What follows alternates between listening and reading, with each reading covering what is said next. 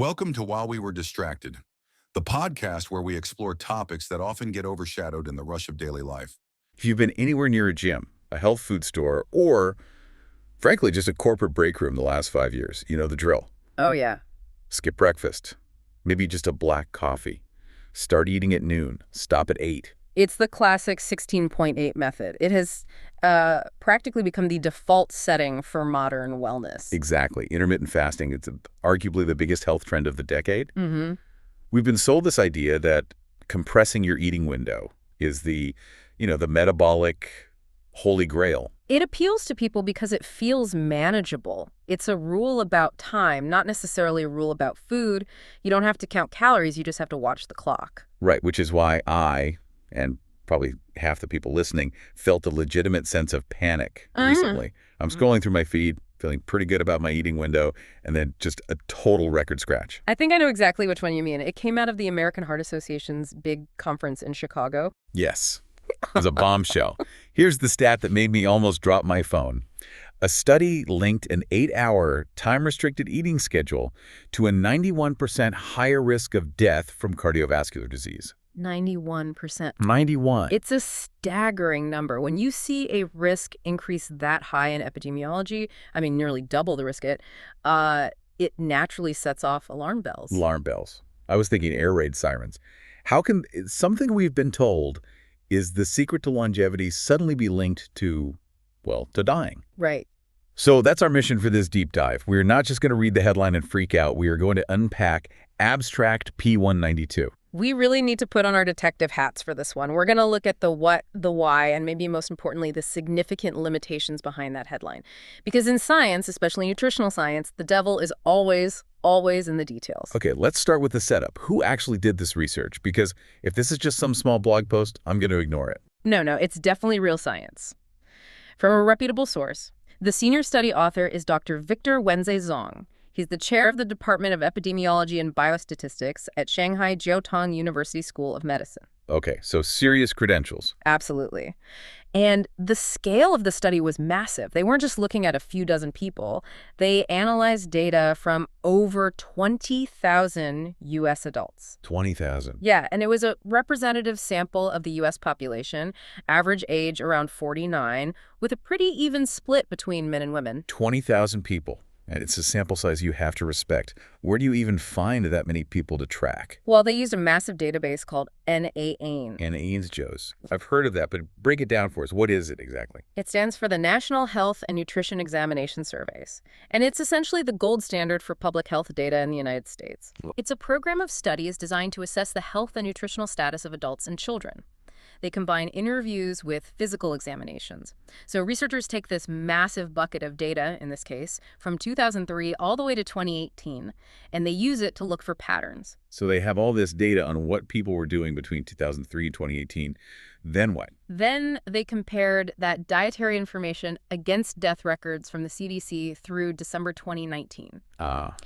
Essentially, they looked at how people said they ate and then checked to see who passed away and from what cause over that time period. It's a grim task, but I guess that's epidemiology. It is. The follow-up period had a median length of 8 years, but some participants were followed for up to 17 years. Wow, 17. Yeah. So that gives you a longitudinal look at health outcomes, which is what you want when you're trying to spot long-term risks. Okay, so we have the researchers, we have the massive data set. Now let's define the battle lines. Who are they comparing? Who's the control group here? They specifically compared people eating in that tight, time-restricted window less than 8 hours a day against people eating in what they called a standard window. And standard is? In this study, standard was eating across 12 to 16 hours per day. So the intermittent fasters versus the standard American eaters. Yeah. The people who have breakfast at 8 a.m. and dinner at 8 p.m. Precisely. And that brings us right back to the finding that broke the internet. The 91% number. The analysis found that people who ate all their food in less than 8 hours per day had a 91% higher risk of dying from cardiovascular disease, specifically compared to that standard group. But wait, does that apply to everyone? Or were there specific groups that were more at risk? You know, I feel like we always find out later that, oh, this only applied to smokers or something. That's a crucial question. And no, the increased risk wasn't just in the general population. It was arguably even more concerning for people who are already vulnerable. Like who? It was also seen in people specifically living with heart disease or cancer. Okay, give me the details on that. Well, among people with existing cardiovascular disease, even a slightly wider window, say, eating between 8 and 10 hours a day was associated with a 66% higher risk of death from heart disease or stroke. Wow. So even if you weren't doing the strict 16.8, even if you were doing a milder, like 14.10, the risk was still significantly elevated if you had existing heart issues. That is what the data showed, and I know what you're going to ask next because it's the main reason people start fasting in the first place. Longevity. Yeah. We do this to live longer. Autophagy, cellular cleanup, all the buzzwords. Did this study at least show that the fasters were living longer overall? And this is where the myth takes a serious hit, at least in this specific data set. The study found that time-restricted eating, or TRE, did not reduce the overall risk of death from any cause. So, zero longevity boost. And a potential heart risk. That is not exactly the marketing brochure for intermittent fasting. No, it is not. But, and here's where it gets really fascinating, a genuine aha moment that kind of creates a paradox in the data. They looked at people with cancer. For that group, people with cancer eating over a longer duration, more than 16 hours per day, was actually associated with a lower risk of cancer mortality. Really? So for cancer patients, grazing almost all day, or at least having a very wide window, was better. That is what this data suggests, and that really challenges the one-size-fits-all idea that fasting is good for everyone. It implies that what might be beneficial for a healthy 25-year-old might be detrimental for someone fighting a chronic illness. Okay, I'm feeling a little whiplash here. Because for years, we've seen studies saying TRE helps with blood pressure, insulin sensitivity, cholesterol. Was all of that just wrong? Not necessarily wrong, but perhaps incomplete. Dr. Zhang himself, the study author, said he was surprised by the findings. He acknowledged that previous research, mostly short-term trials, did show that TRE improves those cardiometabolic measures. So how do we reconcile that? How can it improve my cholesterol on paper but stop my heart in practice? Well, the hypothesis Dr. Zhang puts forward is that time-restricted eating might have short-term benefits, but long-term adverse effects. But, and this is a massive but that we need to highlight. I sense we are entering the wait-a-minute phase of our deep dive. We are. We have to contextualize what we're looking at. This information comes from a poster presentation and an abstract. Okay, translate that for us. Yeah. What is the difference between that and, a published paper in a medical journal? Think of a poster presentation like a movie trailer. It's preliminary research shared at a conference to spark discussion. It has not yet been published as a full manuscript in a peer-reviewed scientific journal. So it hasn't gone through the really rigorous scrutiny yet. Exactly. Peer review is the stress test. It's where other experts in the field tear apart the methodology, check the math, and look for plot holes.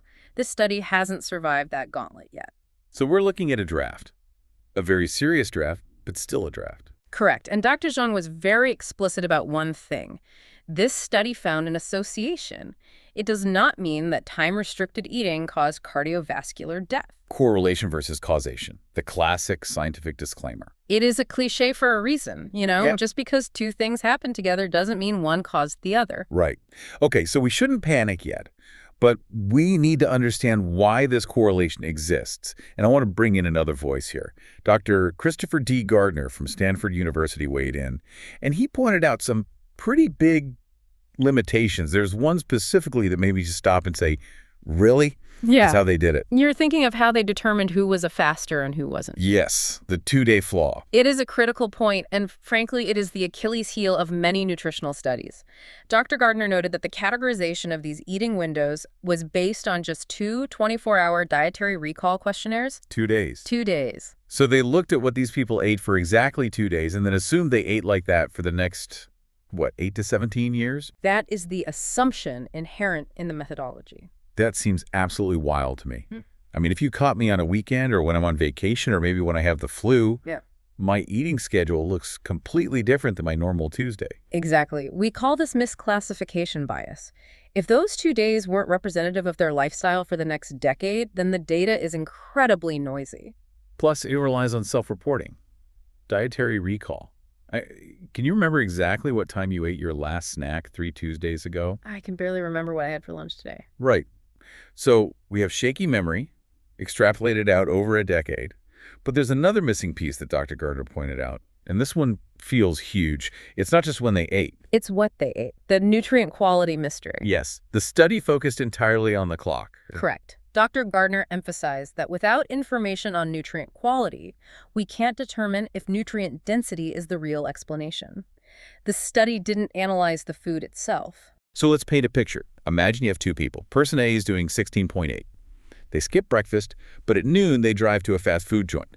They get a double cheeseburger, fries, a large soda. Then for dinner at 7 p.m. they have pepperoni pizza, strictly within their 8-hour window. And then you have person B. They eat across 14 hours. They have oatmeal and berries at 7 a.m., a salad with salmon for lunch, an apple for a snack, and grilled chicken and veggies for dinner. Right. Now, according to this study, person A, the burger and pizza eater, if they have a heart attack, the study marks it down as a strike against fasting. Exactly. Was it the 8-hour window that killed them? Or was it the trans fats, the sodium, and the lack of fiber? It seems obvious when you say it like that. If you need garbage, doing it in 8 hours probably won't save you. That is the pivotal question. The study just didn't control for that. There's one other thing about the people in that short window group that makes me suspicious. Do we know why they were eating in such a short window? We don't. And that speaks to baseline characteristics. Remember, this data goes back to 2003. Was intermittent fasting a trendy biohack then? Not really. No one was listening to longevity podcasts in 2003. So who naturally eats in a very short window if they aren't trying to be healthy? I'm thinking people who are super busy or stressed. Exactly. Truck drivers rushing through shifts, people working night shifts or double shifts, people skipping meals because they just don't have time. And we know that stress and shift work are terrible for your heart on their own. Correct. But there's another group. People who are already sick. Sick people. Think about it. When you are ill, maybe undiagnosed heart failure or early stages of other diseases, what happens to your appetite? It tanks. You just don't feel like eating. Right. You might skip breakfast because you're nauseous. You might only eat a small dinner because you're fatigued. Oh, that is a huge point. So they might be eating in a short window because they're sick, not getting sick because of the window. That is called reverse causation. It's a classic trap in epidemiology. Maybe the short eating window was a symptom of their declining health, not the cause of it. So let's recap the detective work. We have a headline that says fasting kills. But when we peel back the layers, we have only 2 days of data, fuzzy memory, no context on whether they were eating kale or kryptonite, Right. and a strong possibility that the fasters were actually just stressed out shift workers or people who were already sick. That is a fair summary of the limitations. It doesn't mean the data is useless, but it certainly takes the teeth out of that 91% number. So what does this all mean for us, for the person listening who has a fasting timer running right now? Should they delete the app? Dr. Zhang, despite the findings, advises a cautious, personalized approach. He isn't saying everyone must stop immediately. He's saying we shouldn't assume fasting is harmless for everyone. And Dr. Gardner called the abstract interesting and provocative, which I think is polite scientist speak for this is going to start a lot of arguments, but let's wait for the full paper. It certainly is. He emphasized that we need the full details to really understand what's going on. We need to see the math. But there is a specific warning here that we shouldn't just brush aside if you have existing conditions. Yes. This is the most actionable takeaway. If you have existing cardiovascular disease or cancer, you really need to be aware of this association. The signal in the data was strongest for these groups. So if you're managing a heart condition, maybe compressing your eating window adds stress your body doesn't need. It's very possible, and obviously the standard disclaimer applies here, but it's more important than ever. Talk to your doctor. Always. Patients should always consult their doctor before changing health regimens. Do not make drastic changes, starting or stopping a diet based on a headline without discussing it with a professional who knows your medical history. So we've gone from a terrifying headline to realizing the data is based on a snapshot.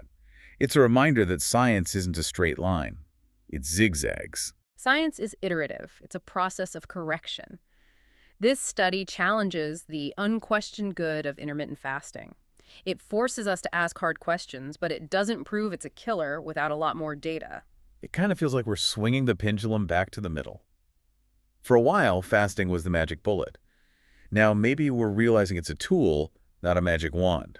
Balanced perspectives are usually where the truth lies. Here's a final thought to leave you with, something that kept popping up in my head while we were talking about this. Go on. We spend so much mental energy obsessing over the clock, Can I eat at 11:59? No, I have to wait until 12:00. We've gamified the timing. But if eating windows matter less than we thought, and nutrient density matters more than we measured, are we over-optimizing the clock at the expense of the plate? That is the ultimate question. If you're fasting perfectly for 16 hours but fueling your body with garbage during the other 8, the clock won't save you. We might be missing the forest for the trees. Something to chew on, preferably whenever you're actually hungry and have some good food in front of you. Thanks for diving in with us. Stay curious. See you next time. Don't forget to like and subscribe for the next episode on While We Were Distracted.